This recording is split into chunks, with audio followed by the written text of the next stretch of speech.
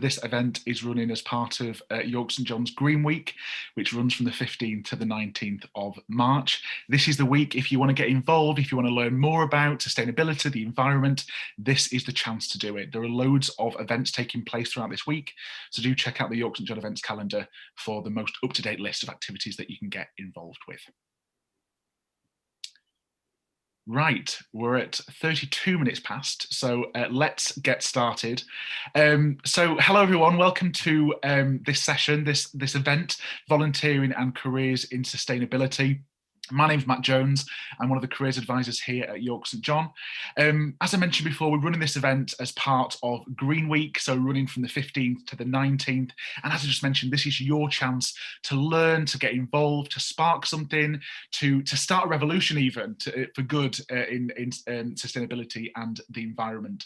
And these events are great to learn more and get involved and build your network of people, alumni who work in these kind of roles in these sectors, and to learn more about the jobs and careers and volunteering that's available within this sector.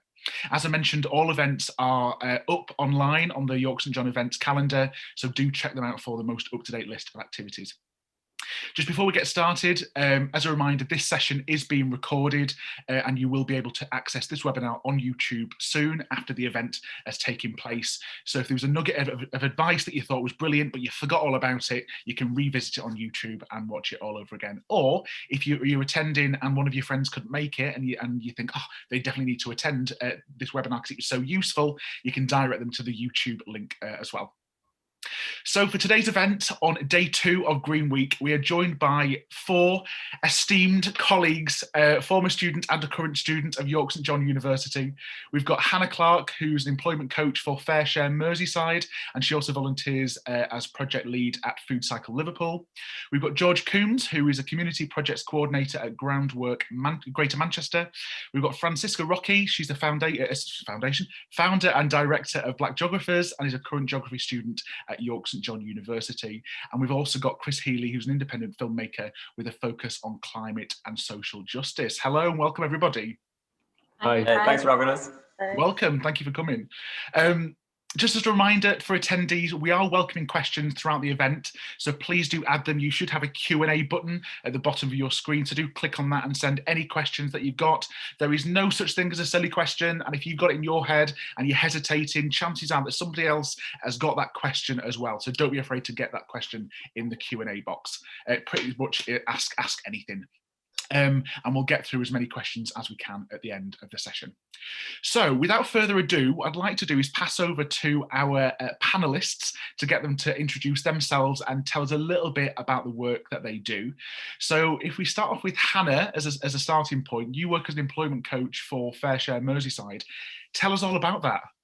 Yes, so I've recently I got a job in February, so I'm really new. But Fair Share is a UK charity that has 21 regional centres, one of which is Merseyside, and we redistribute surplus food. So it addresses food waste, but also food poverty. So people that sort of face food insecurity. It's also tackling sort of like the climate sort of issues surrounding food waste. I'm also project lead for Food Cycle Liverpool. So again, we take surplus food and make it into nutritious meals that we deliver out to people in the community. I'm also part of the UN recognised 2030 Hub in Liverpool with their 2030 Pioneers group that they've got set up. And I've also just been appointed to Groundwork UK's Youth Advisory Board. So yeah, that's what I do at the moment. And yeah, when I was at YSJ, I did some volunteering there, which I'll touch on later when we go into questions. Oh, fantastic. Thank you, Hannah. Thank you. George, we'll come to you next. So you're a community projects coordinator for Groundwork in Manchester, just across on the other side from Liverpool. Tell us about what you're doing at the moment. Yeah, just on the opposite side of the Pennines to YSJ. So I started as a community projects coordinator in January with Groundwork Greater Manchester. So Groundwork's quite well known as an environmental and social justice charity across the entire UK, and they have quite a lot of regional hubs. So it's a wider federation, and there's individual charities across all different regions, and Groundwork Greater Manchester is quite a big one. They're also quite prolific on social media as well. So they have a Green in Greater Manchester page, which has tons of sort of active contributors of residents who just bring together really fantastic ideas of how we can actually make our homes, our communities, our neighbourhoods greener and better for everyone. And the specific project I'm looking at is active travel. So it's in a South Manchester area, and it's how we can influence people and communities to leave their cars at home and actually decide to walk in the central area or take a bike instead.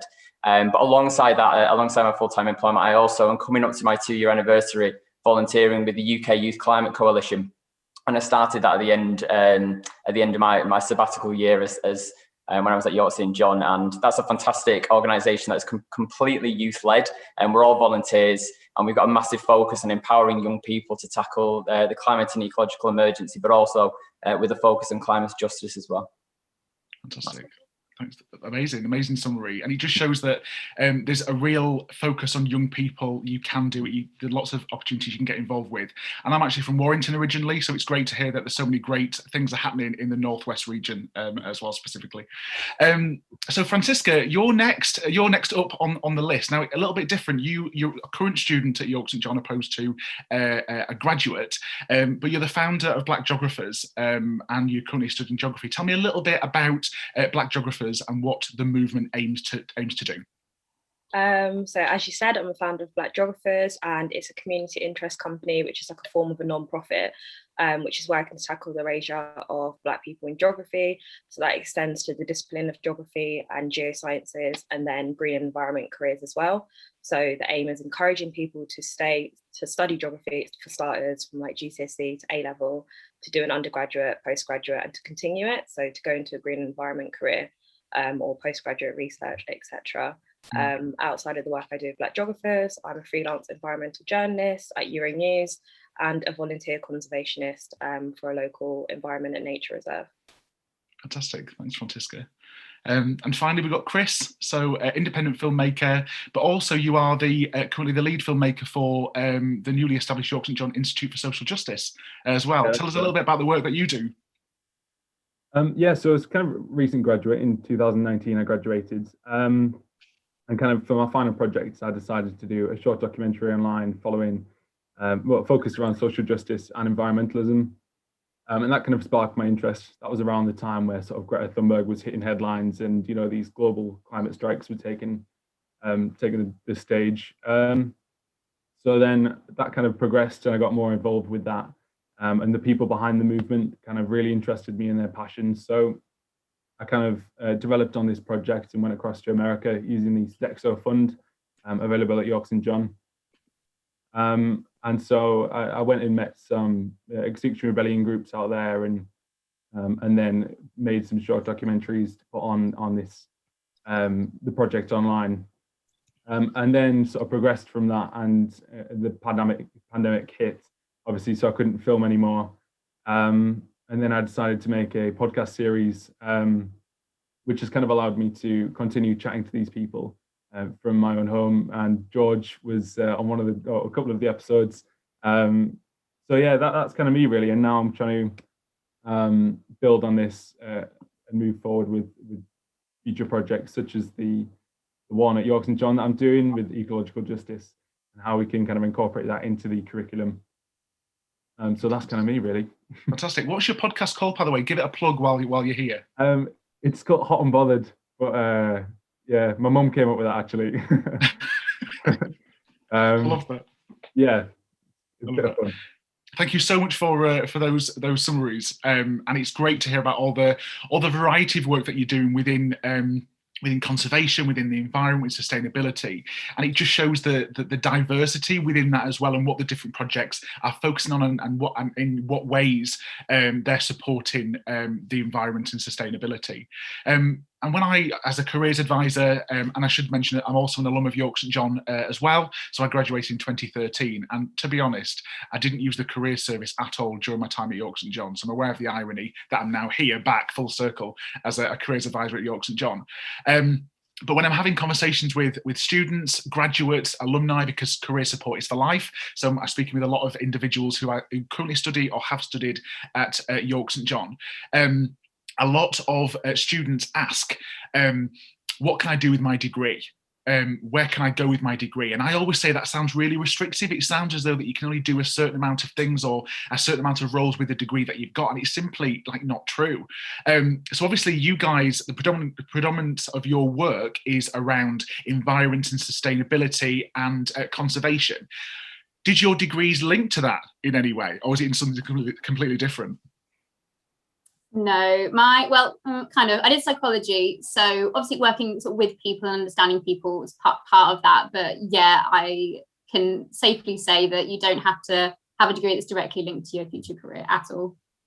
I think mine was media production, film and television, and it's, for me, that's helped me develop skills to tell other people's stories. And I think with whatever skill you've got, you can take action in your own sector.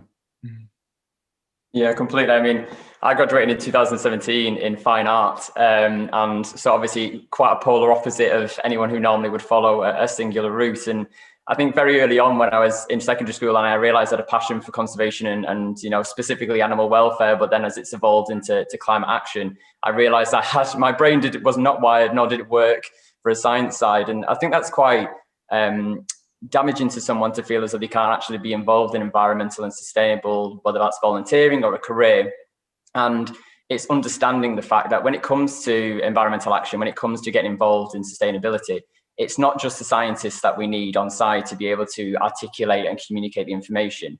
We've now understood quite effectively that sometimes scientists are not the best people at communicating and translating that information into bite-sized chunks to the general population. So we need people who are creatives like Chris, who's filming amazing things and actually being able to showcase that to the world. But we need other people who can communicate with individuals and go out to the community and let people know about what we can do on a personal level and what we can get involved with on a personal level on a wider scale that can contribute to these causes. And for some reason, I've managed to stumble my way into a community role for an environmental organisation, when, like I said, I have had no prior understanding of science, or my brain just doesn't work like that. So I think we can all happily say we're definitely advocates for that side.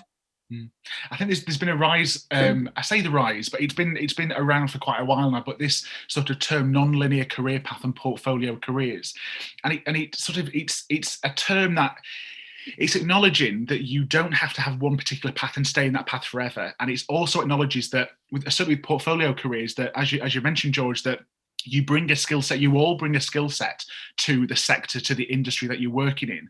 And where historically it would have been somebody who maybe studied it at, A level or at a degree level or postgraduate level as well, actually more skills are required, and therefore it's never been more important to think about graduates and the roles that are coming out at the moment need those skill sets, need those creatives, need those individuals who can share, who can whether it's through words, whether it's through film like yourself, Chris, whether it's face to face with individuals as well. So there's loads of flexibility within it.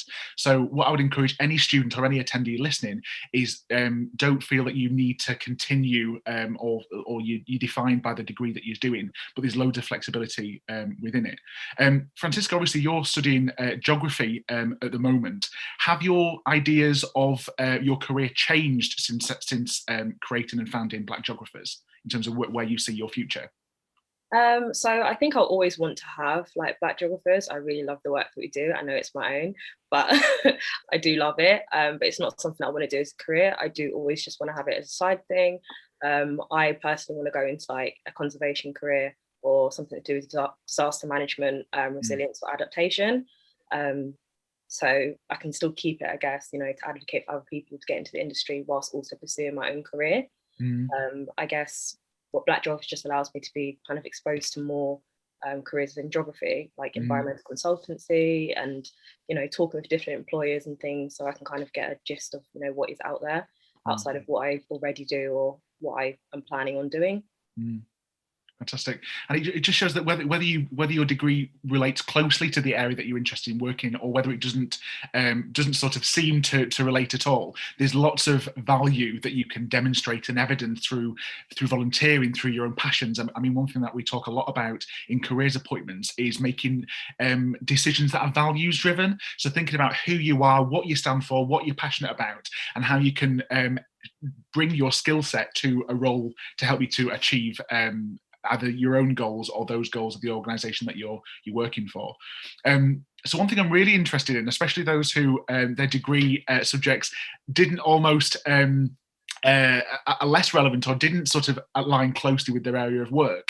I suppose a question for all of you: what sort of drew you to these opportunities or this area of interest initially, right from the start? I don't want to go first.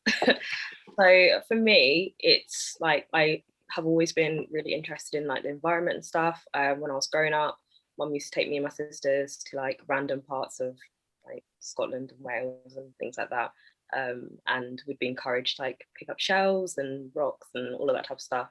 And I guess maybe she was like planting some geocells in our mind from such a young age, because we did all actually go on to do geography. So yeah, I come from a family of people who have studied geography, and I guess like going forward with that, I'm kind of, you learn these type of things, so you kind of want to do, you know, some sort of volunteering or a career with it, and with all the knowledge that you do learn, it kind of feels like a shame to not kind of follow it and use it. I don't know how other people feel about their degrees. Yeah, really relate to that. I think, similarly, growing up, I was aware of it. It was on the back of your mind. It was either a documentary it was on or something I read. And yeah, just sort of really became aware of the issues that are facing. And obviously now we're facing a climate emergency and there's a crisis. So it's definitely, we need to act now, and there's no time to waste, really. So I've kind of felt myself feeling all these emotions of like anger and frustration and just sort of sadness that this is all happening. So I thought, well, what's the best thing to do? Get involved and try and sort of make a change, even if it's just on a small scale. Because if everyone did that, then it'd go a long way. So I think that's sort of where it started for me. Yeah, and I think for a lot of people, and including myself, I didn't really know where to start. So there wasn't a point whereby I could actually channel that energy, whether that be anger or upset or enthusiasm to want to do something different. I didn't know where it actually wanted to go. But like Chris has said, when Greta Thunberg started the Fridays for Future and the climate strikes, there was an explosion of opportunities where youth-based organisers and groups and environmental organising bodies actually started to want to create networks and work with young people. And that's a bit of a flaw that's not really been in place for a long time, but it's now great to see that young people have a seat at the table. But what came with that was tons of opportunities through volunteering, that people could actually direct their energy and enthusiasm into it. So I think it was only until sort of spring 2019 when I actually started to find volunteering opportunities through UKYCC, where I actually thought I could contribute something towards the cause. So there might be a lot of people on this call today who have not done anything, directly influencing the environmental movement, or they don't do anything that's, properly action that they think is worthwhile. But it's the understanding that you don't have to do something straight away for you to actually start to contribute. And you can get started whenever you really want. So if you want to start looking tomorrow or today or this afternoon after the call, there will be tons of activities and things that you can get involved with now that are a lot more open than they were probably 5 years ago. But I'd say definitely it was even after my degree, after graduating in 2017, when I actually found a purpose and an influence to start getting involved and cracking on. I think for me, probably I wasn't massive on environmentalism really when I first started doing the documentaries. I was more interested in kind of the people who were kind of leading the protests, and I wanted to hear from them and find out why they were so passionate about this and why it meant so much to them. And I think through doing essentially hundreds of interviews with all these passionate people from a wide range of backgrounds and things like that, it was a bit of a journey for me to kind of like understand and then want to learn. And I'd come back from these protests and be Googling and researching and reading, and that kind of set me on a path to discover how big this issue is, and the importance of documenting it and caring about it. Just one thing I wanted to say that just Chris sparked it in my head when when I was working on a conference a few years back, which was actually led by young people. One of the panelists who was a young person herself, and she said something really prolific, which is actually just spark what you just said there, Chris, as well. And it probably means a lot to the people actually on the call today, that if you want to get involved in environmental action or sustainability or anything that we're talking about today, you need to understand that you don't have to be an expert to get involved. You don't have to have all the credentials and the information and a doctorate to be able to join in the climate strikes or pick up a placard or just join a community group and get involved in any way you can. If it was down to just the experts, there wouldn't be a climate strike and there wouldn't be a movement of people across the world who are actually making a difference. And using your voice as an individual is so much more significant and powerful than trying to worry as whether your voice is contributing or actually worthwhile alongside other people. We don't all have to be Greta Thunbergs to be part of this movement. And I think just starting somewhere is better than not doing anything. And just to add to what George said as well, I think it's a lot easier to get involved than people think. And it doesn't actually have to be something that's global scale or, you know, massive. It can be small things within a community. If you are starting conversations within a community, and your community can literally be the people that live in your house, it doesn't need to be, you know, everyone around the world. When you are starting these conversations, you are doing something. You're contributing to the conversation. You're contributing to making a change. I think you, to summarise what you've all said, really, I mean, I've sort of picked a picture for everything that you've said, but it's about research, not being afraid to go away and research and recognise that you don't know everything. You don't need to know everything about a particular area, but the willingness to do your research and willingness to learn, I think, counts for a lot. And also, as George and Francisco have mentioned, opening and starting a dialogue, whether it's the people who you live with, whether it's your friends, whoever it is, starting a dialogue and starting to talk about it, talk about what you can do individually, but also what you can do as a group and where that fits in with other projects that are happening as well. Francisco, since you've set up Black Geographers and you've created a platform and you've started a dialogue, what's been the effect that you've seen? What has been the change that you've started with your movement in particular? So I think for our work, it was having these conversations had within institutions. So I often get students at various universities and be like, they've had it, Black Geographers and the work that we do spoken about in their lectures and their seminars, etc. And they're starting that conversation about diversity either in the green environment movement, in our discipline, and in other like similar areas of study. And originally it was just supposed to be like an Instagram page where we just showed what being a Black geographer is and what people who study geography actually do, because, you know, everyone thinks that we just, you know, colour maps or whatever, which is not what we do. I haven't done that yet. But that's what it was supposed to be in the beginning. And then from there, we were kind of like, actually, we can do a lot more. And that's how it's grown into what it is now. And it's more of like, I guess, a global movement.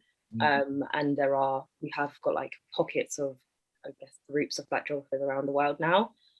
So I guess the work that we've done is starting a conversation and getting loads of different types of people having this discussion, as well as people who don't study geography or aren't interested are starting to learn, you know, from us and the conversations that we started, what barriers are for Black people to get into green environment careers and to get into like the green movement, etc., etc.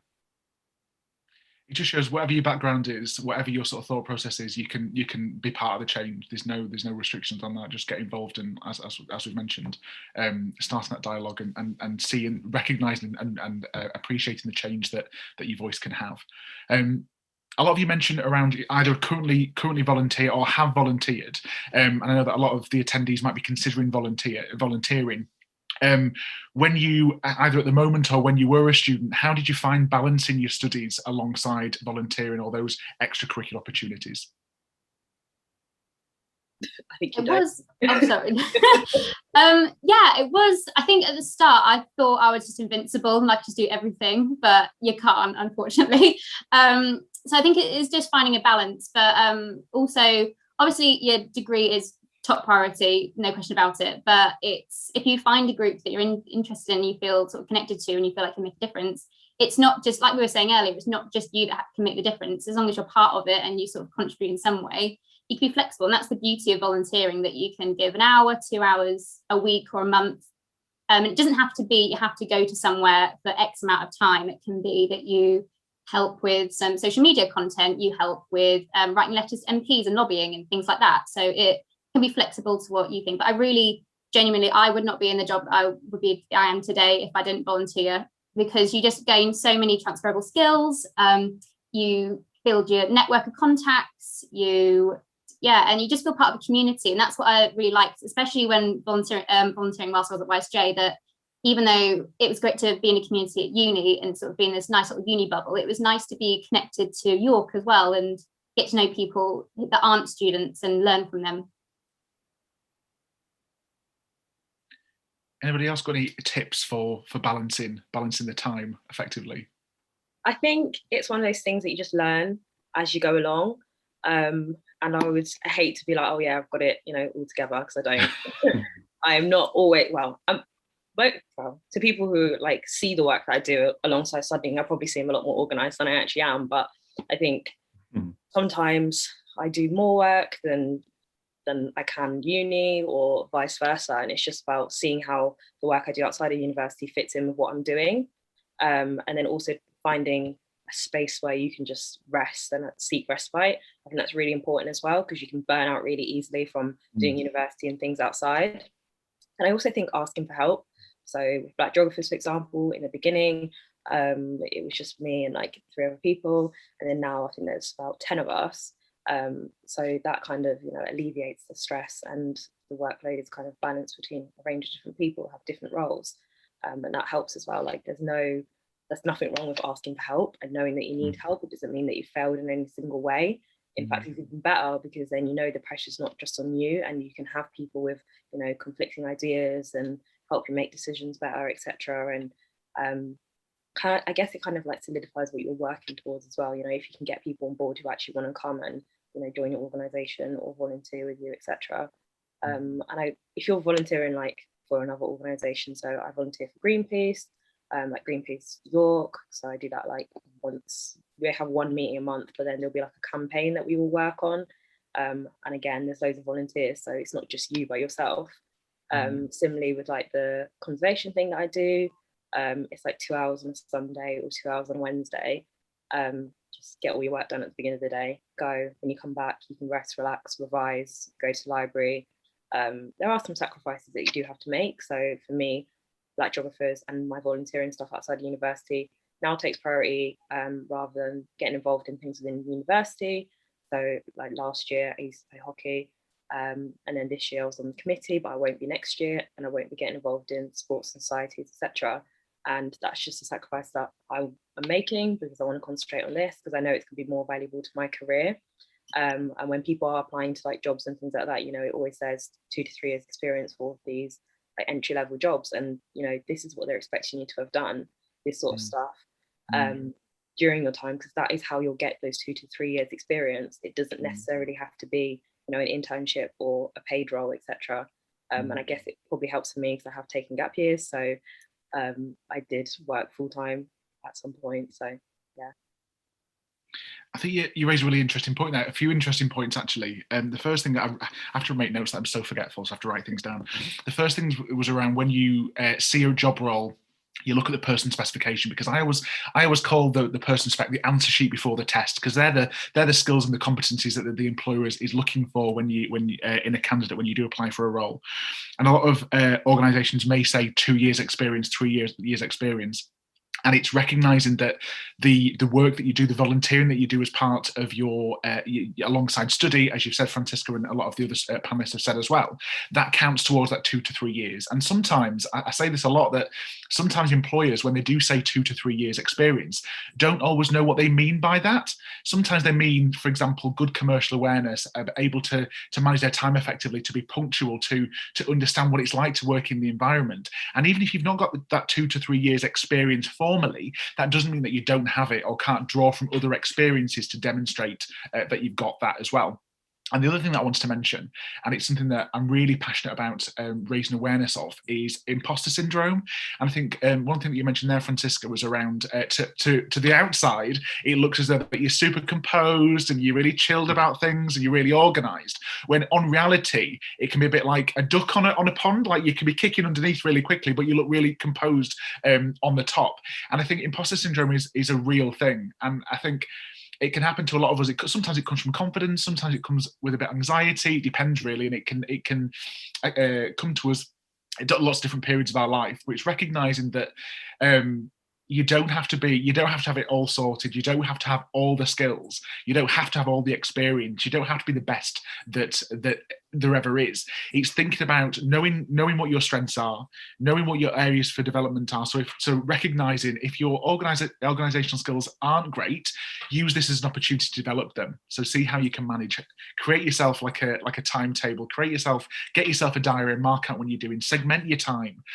This is not only a good opportunity to develop skills in a volunteering environment or getting some experience within sustainability and conservation and environment, for example, but also to develop those core skills as well, which is super important.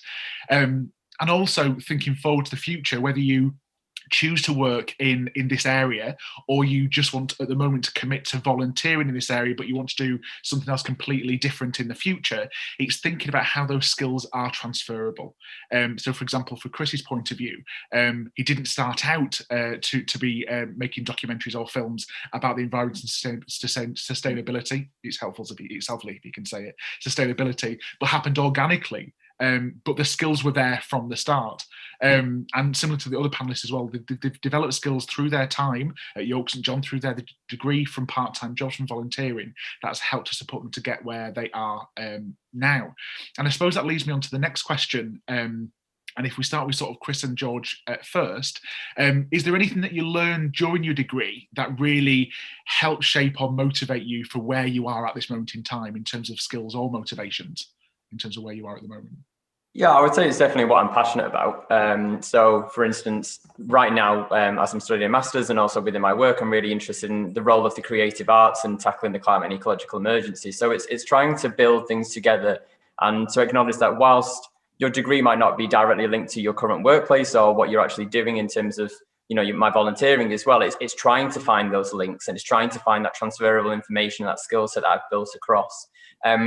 But the beauty of YSJ, in my opinion, is the support that you can tend to lean on from the university in extracurricular aspects, but also the Students' Union was a fantastic focal point for me to actually build up my volunteering and build up my skill set, my confidence. I would say is hands down to York St John Students' Union, so I apologise to everyone for that. But then on top of that as well, I built up a network of what I wanted to do throughout my 3 years to actually go on to be here for 5 years. So I think it goes back to the question you said previously as well. It's the sense that, like, if anyone's listening today, you don't have to try and take on 1,000 different volunteering roles to feel as though you've accomplished something. It's almost putting your foot into the hot water straight away and just dipping your toe in to see what you're actually capable of doing to start off with. And many of us, I think a few people on the call as well, will accept that sometimes you have to be reluctant and take back and say no to some certain things. So I've accepted volunteering roles that I've actually then a few months down the line said, sorry, I can't do this because I physically didn't have the capacity to do it and I was burning myself out. And we need to take into consideration the current climate as well. We're in a global pandemic. What you're capable of doing now might not be the same of what you're capable of doing in the next 6 months. But I think that the combination of, the degree and everything I picked up from my fine art degree with the amazing opportunities that the Students' Union provided me has completely led me onto the career I am today. I would agree with Hannah. Any volunteering I did has got me my job. It's not just my work that got me my job as well. Can I just add to that? Some advice that I was given recently is to look at a job that you want and print out the job description and then highlight what it is that you need to do. So when you are going for these volunteering roles, you can see exactly, right, I don't know, I'm going to go volunteer for Water Aid or Friends of the Earth, and then highlight exactly what skills you're going to gain from that volunteering experience, that when you do go to apply for it, you can say, yeah, I did that, Pro tip, I love that. Yeah, absolutely. Like, think ahead, think about not only what you're achieving for the cause that you are working for, but also think about how you're developing as well, and think towards, we're not thinking like 30 years necessarily in the future, but certainly for the next 2 to 3 years, whatever your next challenge is, think about, as Francisca has said, think about how you can utilize these volunteering experiences to help you moving forward. Think a bit more strategically about it. So if there's a job that you want as a graduate, thinking forward, you look at the person specification for the role and think, actually, I mean, the majority of those skills or competencies they're asking for, but there are some areas that I don't currently meet. think about how you can utilize these experiences to help you in that way as well. I always talk about doing, it sounds a bit boring this actually, I'm aware when I say the word audit, it immediately sounds really boring, but doing a bit of a skills audit, so looking at some person specifications, looking at the requirements for certain jobs, making a list of those skills, then basically rank yourself like a traffic light to red, amber or green. If you can do a particular skill and you can do it with your eyes closed, mark it as green. If you're thinking, oh, I've got some experience in that area, but I could do with developing it further, marking it as amber. And if you're thinking, I've no idea what that is, or I've got no experience of that, mark it as red. And when you are deciding, as George said, when you are deciding what you get involved with, and you can't do absolutely everything because you burn yourself out, but when you are deciding what you do get involved with, you can then think about those reds and those ambers and how you can think strategically of the skills you develop. So when you do come around to applying for that job role, you feel much more confident that you've got the skills that are required for that as well.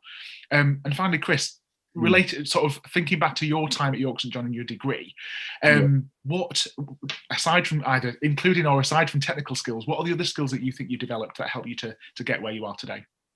Yeah, I suppose kind of similar to what George said about, kind of like teamwork and I personally sort of the self-discipline that goes along with the university work and stuff. I was probably a bit too chilled out before university, so university's definitely like sort of whipped me into shape a little bit. And from that, like with the volunteering work, I suppose on my podcast series and my documentary series, you know, it's all kind of voluntary. Just discipline with that as well, and not having a sort of financial incentive with that, and then and kind of prioritizing that over the things, and yeah, I mean, I think just trying not to put too much pressure on myself to do these things as well, and that was a big thing because I've definitely burnt out in the past, and yeah, prioritizing you know, the projects that need work on, and yeah, just prioritizing rest as well. I think that's important. Absolutely. I think it's recognized on both sort of sides of the coin, really, recognizing that you're only one person, so you can't necessarily like do everything, but also one person is all it takes. So actually, so it's balancing that sort of not taking on too much, because you can burn out. And they talk about, is that cliche, isn't it, about when you're on an aeroplane, you put the mask on yourself before you help anybody else. It's balancing that and figuring out, okay, what am I hoping for? What am I hoping to achieve? Setting yourself some goals. If you feel like it's too much, pare it back. If you feel like you can take more on, you've got the flexibility to do that as well. So yeah, lots of, but discipline, as you mentioned, is really important, really great skill that you've developed. Just take this time now to say, if you've got any questions that you'd like to add, do click on the Q&A button and put those in, and we'll try to cover them as best we can at the end of the session. So I suppose my next question that I wanted to ask was around sustainability, the environment, conservation, and it's a question to all of you.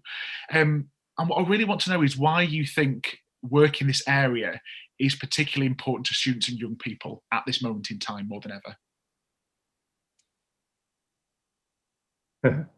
I think it's important for students and young people to get involved, because you are the people that are going to be leading it in the future. So, you know, as early as possible, so you can get involved, and you know what needs tackling and what you can be doing in your local community, what your local community needs. You know, asking your university or your school or your workplace or whatever, what they're doing also, and what you can start within whatever organisation that you're in, and lead on. Because essentially, you know, if you start now, in 30, 40 years time, you will be one of the experts, regardless of whether you go on to get a PhD, etc. If you're working with grassroots organisations, or you know, you're leading the organisation, you're just as much as an expert as someone who's gone and, you know, studied the movement, you know. We're trying to cultivate a generation that can lead the charge that we're currently doing at the moment. And you know, there's an amazing campaign which some of you may be aware of, and it's Teach the Future, and it's a prime example of what we're trying to do. Is we're trying to actually rectify the issues that many people in our generation didn't feel as though they had. You know, we weren't taught explicitly about climate change, and we weren't taught about the scale of it, nor of, you know, the absolute chaos that will come to biodiversity and our landscapes and sustainability and green infrastructure and everything from urban landscape all the way to biodiversity. And, you know, that campaign in its own right is a perfect way of us trying to actually create and rectify the issues that will help future generations to be able to have more of a seamless transition into understanding the issues that we need to collectively deal with. So yeah, it's so important that we start something, so then it's easier for future generations to be able to see the importance of it. Definitely, and I think young people. Oh, sorry, Chris. You go first. You go first. Okay. I was just thinking, because I think in terms of sort of like branding the climate movement, it was always a bit of like a boring subject for people. I think getting younger people involved and just trying to make it this exciting, there's a lot of opportunities and possibilities with it, and just making it really accessible for everyone. I think that's one of the key things that we need to do, and just getting as many young people involved in that as well, so that it's not this, so people don't roll their eyes at it when they hear it for the millionth time or whatever. And I think just doing things like this and doing social media campaigns and getting art out there and podcasts and stuff. I think there's just a lot of that work that needs to be done still to kind of like get the ball rolling and change people's perception of climate change and what needs to be done. Yeah, definitely. I think there are more platforms for young people now to voice their opinions, and in thinking job-wise, there are more sort of green jobs coming up with the government's pledge to sort of build back better. And if you think about like COP26 at the end of the year, and so there'll definitely be more openings at least. So yeah, it's a really good opportunity now to have a look at sort of what jobs could be put in place in the next 6 months, couple of years as well. And it's always started as a standalone issue, hasn't it? So if you think back to when we were probably taught it in secondary school, it was climate change is heavily linked with science and geography, and there's nothing really, there's a defining line and it sits in its own box. But now we know that, the environmental and climate emergency is so much intrinsically linked to social justice. It's about global politics. It's everywhere. We know that the most marginalized communities in our society will be the most affected by climate change. And it's how we're starting to frame and reframe the conversation of climate change. So it is linked with so many more pools. It's just, you see so many more organizations actually taking into consideration what sustainability means to them and what environmentalism means to them, and how it's linked to young people and how it just feeds into everything they do. And it's actually quite reassuring to see people starting to do that. But then we need to maintain the voices and the pressure to make sure that people actually start to put action to those words as well. That's the important thing. I think it's important to recognise as well that there might be some attendees, students thinking, actually, as volunteering, I'd really like to be on the front line. I'd really like to be helping and supporting the change. But thinking forward towards their future career, it might be that actually I don't want as much of an active role within my future career. But that doesn't mean that you can't still work for organisations that support work in this area. So whether you're a frontline worker making big change and you're the face of the movement, or whether you are working for an organisation that's got a commitment to sustainability, a commitment to conservation, a commitment to change, it's a scale, and finding your place on that scale, and that can change our priorities without going too deep for a Tuesday afternoon. Our priorities change as we go through our life, so making choices as we go along on what we'd like to do in terms of our future career, I think is really important, recognizing that it's not just one or the other. There's sort of a huge sort of scale in between. And the second thing I wanted to mention was around skills, so skill set. So young people at the moment bring a different skill set, a different understanding, a different approach. And organizations need that. They need that support. They need to think differently. They need to make their organizations and causes future-proof. And therefore, that's what young people can contribute towards that. And whether you're applying for volunteering, whether you're applying for a graduate role, a paid job in the future, it's thinking about looking at the organization. When an organization advertises a job role, it's a problem. It's an issue within the organization. They've got a gap that they're looking to fill. Now, when you are thinking about applying for that role, think about how you can pitch yourself as the solution to that problem. How you the solution to that issue. Think about your skill set. Think about what you can bring from volunteering, from your degree, and pitch yourself. And as George mentioned earlier, creative skills that has been a traditionally sort of a science or geography based discipline for such a long time, those other skills that you can offer are really important as well. So I think with young people, it's the skill set, the approach, the attitude as well, I think that that you all bring to it as well. Aware of time, this is my last question before we sort of go to the Q&A. Like I say, if you've got any questions as an attendee, please do add them, because we really want to ask the panelists for their views in response to your questions. But also, this is a great opportunity to ask anything. What I'll do, I will anonymize you, so I won't sort of say your name, so don't be afraid to add a question. I'm really happy to read them on your behalf. So my final question is really an important one. It's from me as a member of staff at a university in the UK. Is there anything that you think or feel we should be building more into the curriculum to prepare students for careers or work in this area? I think maybe like a module, or something that's like weekly or something, where they kind of can see how it relates to the work that they're doing. So if you're doing like business management, for example, managing a business, how can that be sustainable, or where you're sourcing your products, etc. Is that all ethical? That still counts. And people who do study art, how can they help in the movement, and the work that they're doing, how can that be turned into like climate activism, etc. And even things like sport, there's so many different conversations that can be had about so many different subjects. And I think sometimes people do think that if you're not studying, one of the sciences, geography, then you can't get involved. But as you said, everyone plays a role. And like for me, for example, I'm not an artist, so I need people who, are good at art to be helping with like my campaigns and things like that. So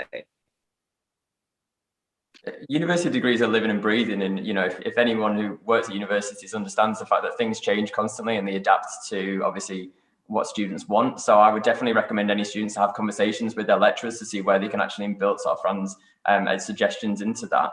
There's some fantastic academics at YSJ who have been doing this for a number of years now, like Catherine and Rebecca Padgett. There's tons of academics who are already starting to incorporate modules and aspects into a wide variety of different degrees, from business to sport to the arts, and how everyone can get involved in this sort of area. So I would just say, have conversations with your lecturers to see if there's any way you can actually get modules or little snippets into different programs.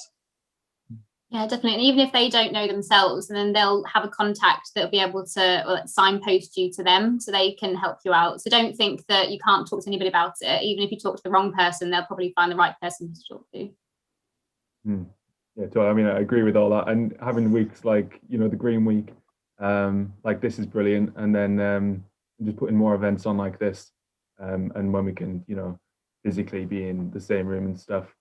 Maybe doing even film screenings of popular films, or local films from about the climate justice movement or relevant subjects like that. That might be an interesting thing. Start conversations. I think that's what it's really about, to be honest. Starting conversations, opening a dialogue, taking responsibility as an institution as well, and how we can support what our part is in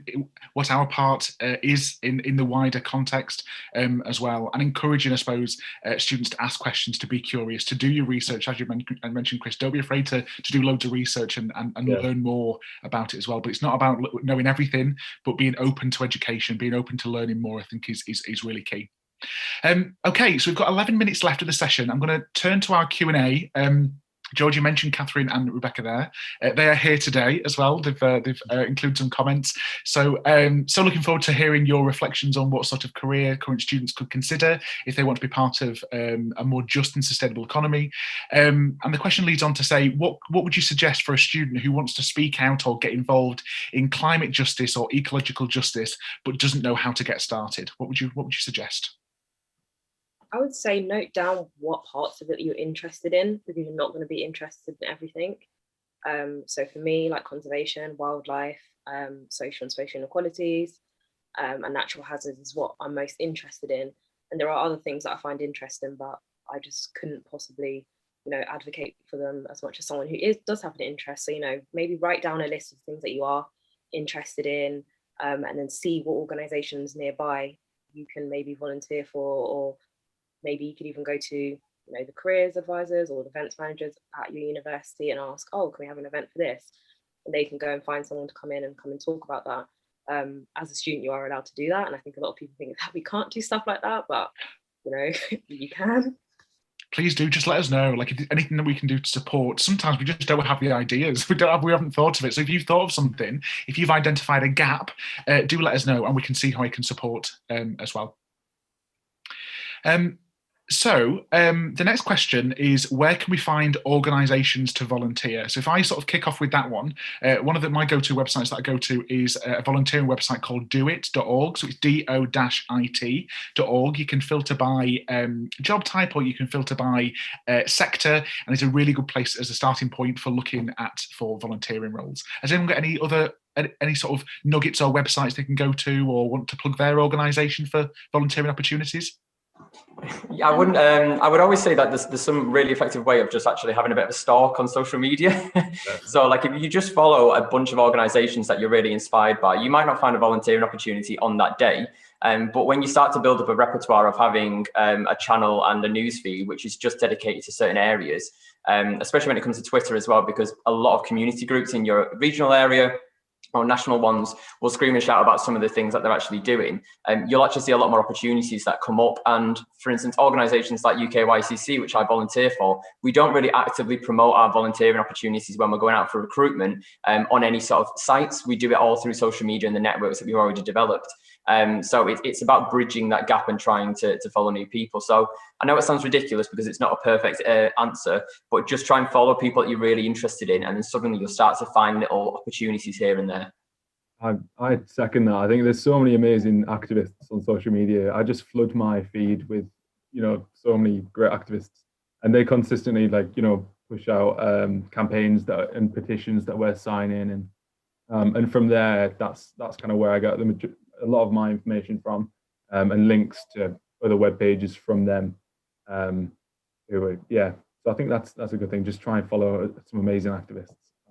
For me, how I got into my volunteering is through emailing. So I knew that I want to be a conservationist. So I was like, I'm going to look at what is there in my local area.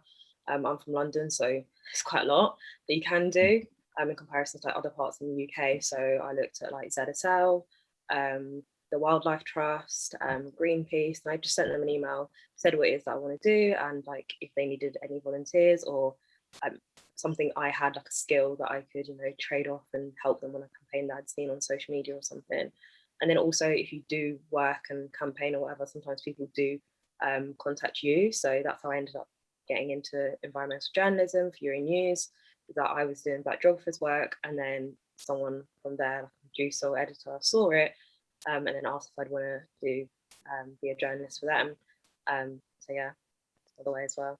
Just making yourself like really visible so people know this is the type of work that you want to get involved in, and then people will contact you. So LinkedIn as well, actually. Yeah, LinkedIn. Good plug. Good plug, Francisca. I'm glad you mentioned LinkedIn. Yeah, I'm a huge advocate of LinkedIn. So if you've not got a LinkedIn profile, do set one up. But also, don't be a lurker. I always talk about contributors and lurkers. So they usually talk about the 99-1 principle. So 90% of people on social media like LinkedIn are lurkers. 9% post occasionally, and it's only the 1% that contribute regularly. So be that 1%. Let's grow that 1%. And LinkedIn's a great place to connect with people and activists as well, which is great. We've also got a comment from Rebecca Paget. Hello, Rebecca. Hi, everyone. This session is brilliant. Thank you very much. Thank you so much for being involved. Tomorrow's sustainability challenge for York St John students will also help develop some of the skills that we've talked about, and it resonates so much. Thank you so much for that, Rebecca. The next question, can the careers advisor at uni help us with more volunteering? Absolutely. So that's what we're here for. Ask us lots of questions. You can book an appointment with a careers advisor. So if you are thinking about volunteering but not sure what you'd like to get involved with or what kind of skills you'd like to develop, a careers appointment, a 30-minute appointment is great for that. If you're wanting to know more about opportunities that are available, you can email, I think it's volunteering@yorksj.ac.uk. That'll go through to my colleague Lizzie, she's the volunteering coordinator. Or there's the jobs and opportunities team as well. So that's jobs and then ampersand, the and sign, ops @yorksj.ac.uk. And they can give you some advice as well on where to find volunteering opportunities. The next question, this is for George specifically. What is your master's in, George, and how are you balancing your time with this and your job as well? $1 million question. My master's is in global politics. I study at Manchester Metropolitan University. I didn't choose to do a master's straight away after university because I think I wanted to find my feet into the career I wanted to go into, and I wanted my master's to influence my CV and add that extra layer of that information and knowledge. But also I wanted it to be something that I was really interested in and that was slightly different and a bit more specialised than my undergraduate as well. And so a lot of the modules in masters tend to be a lot open, so you can do things as to what you want really it to be. And so a lot of my global politics is tailored towards an international scale, looking at the COP, environmental justice, the global south, how everything sort of ties in together, and how the UK needs to play more of a role from a global north perspective. I do it part-time alongside full-time work. I could openly say it's a lot to do, but at the same time, I see it as a massive value to me in the future. So it's a short-term loss a little bit, but also for a long-term gain. And it's like Francesca said before, it's choosing what things you want to drop to make sure that you can prioritize certain areas. So I said to myself, I need my master's to specialize in a certain area. So I just dropped it, another volunteer opportunity to make sure that I can balance that time. Brilliant answer, George. Thank you so much for that. And the final, our last minute, so quick answers, please. If you can go back in time, I'm sure that's a Cher song. If you can go back in time to university, is there anything you would do differently to help you develop your future opportunities or try and learn more about sustainability? If I could go back to the beginning, I would have started volunteering from the beginning, for me personally. Yeah, that's what I'll do. Any other thoughts? Just take as many opportunities as you can. Any opportunities that are available, just be a bit of a yes man. And use your careers service. Don't be a Matt Jones and don't use careers. Do book a careers appointment. We're here to support you, so we're there to help. So yeah, volunteer more, grab opportunities with both hands, and use your career service. So thank you so much for that. Well, that's it for today. Thank you so much to our guests for joining us for this event, and to everyone behind the scenes for organising Green Week. Big shout out to York St John University, York St John Students' Union as well, and the Green Week Planning Group and our student volunteers as well. So a big thank you for them. It wouldn't be possible without them. Do keep an eye out for more events coming up this week. We'll be recording most of our events this week, so if you can't make it in person, don't worry, you will be able to re-watch. Do follow our Twitter handle, so at YSJ Ecol Justice and YSJ Social for updates on sustainability. As I mentioned, don't forget to use your career service. We're here to support you, and career support is for life as well, so email us careers@yorksj.ac.uk. A huge thank you. I wish I could hug you, high five you, to all our panelists. Thank you so much for speaking. Thank you and goodbye. Yeah, thanks for having us. Thanks so much. Thank you. Bye, everyone. Bye. Thanks, everyone. Bye. Well, that's it for today. Thank you so much to our guests for joining us for this event, and to everyone behind the scenes for organising Green Week. Big shout out to York St John University, York St John Students' Union as well, and the Green Week Planning Group and our student volunteers as well. So a big thank you for them. It wouldn't be possible without them. Do keep an eye out for more events coming up this week. We'll be recording most of our events this week, so if you can't make it in person, don't worry, you will be able to re-watch. Do follow our Twitter handle, so at YSJ Ecol Justice and YSJ Social for updates on sustainability. As I mentioned, don't forget to use your career service. We're here to support you, and career support is for life as well, so email us careers@yorksj.ac.uk. A huge thank you. I wish I could hug you, high five you, to all our panelists. Thank you so much for speaking. Thank you and goodbye. Yeah, thanks for having us. Thanks so much. Thank you. Bye, everyone. Bye. Thanks, everyone. Bye.